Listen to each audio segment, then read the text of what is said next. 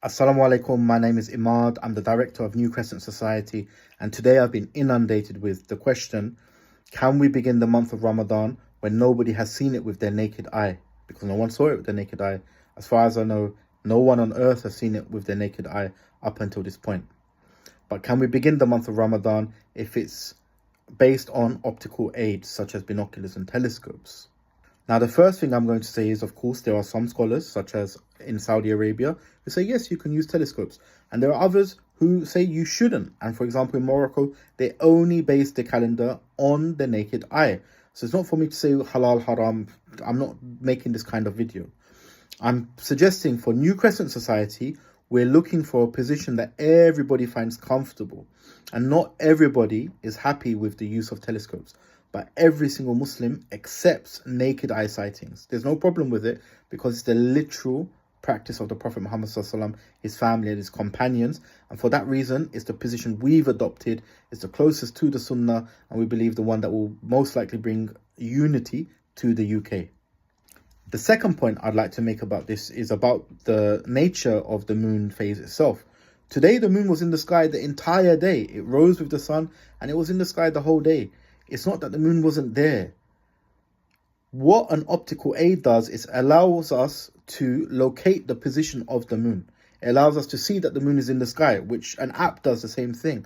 But it doesn't demonstrate that the moon is visible, because the moon is only demonstratively visible if you can see the moon. And if you can't see the moon, it's not visible.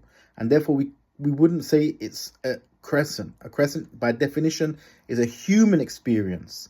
And it's that which is visible by the eye. Now, by introducing these technologies and starting the calendar a day earlier, you're actually starting the day out of phase with your local lunar phase.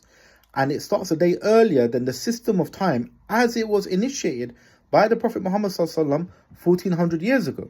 Because they've never used a telescope, so they've never started the day earlier than the moon that was visible. And by doing that, we're actually moving away from the phase of the moon as it was for all Muslims. And that to me feels very, very troublesome. And the last point I have is that actually when we rely on optical aids, we start to rely on specialists. And this moves the community away from the moon and moves the calendar into the hands of a very small group of people. But it appears to me that the nature of this calendar is that it's a communal calendar. It's for everybody. The moon is for everyone. If we, for example, even look at one of the words for the word crescent, is shahr. It means crescent. It also means month. It comes from the word conspicuous, easy to see.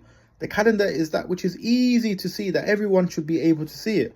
Even some of the historic Islamic books said that everyone should be able to see the moon for Ramadan. A large crowd should be able to see it. It's not the case in the spirit of the calendar that only one person can see it and no one else can see it, because that's not a calendar. The calendar is for everyone. It's timekeeping for everyone. And for these reasons, New Crescent Society's position is, like many other scholars, like many other countries, like the historic positions, we only start the month when we see it with the eye. We don't have any problem with you following any other position, but we want to talk with you, we want to work together, and inshallah one day we'll have unity in the UK.